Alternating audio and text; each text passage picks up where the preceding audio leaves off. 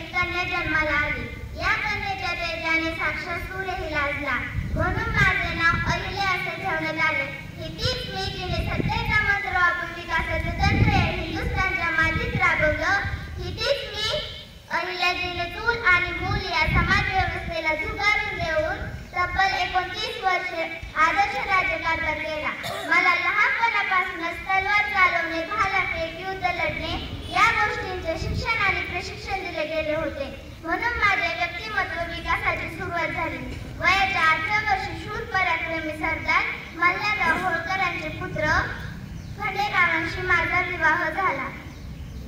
मल्हाररावांच्या आशीर्वादाने आणि मार्गदर्शनाने आमच्या जीवनाची वाटचाल सुरू झाली. नारी जातीचा जन्म घेतला अहिल्या होणार ग.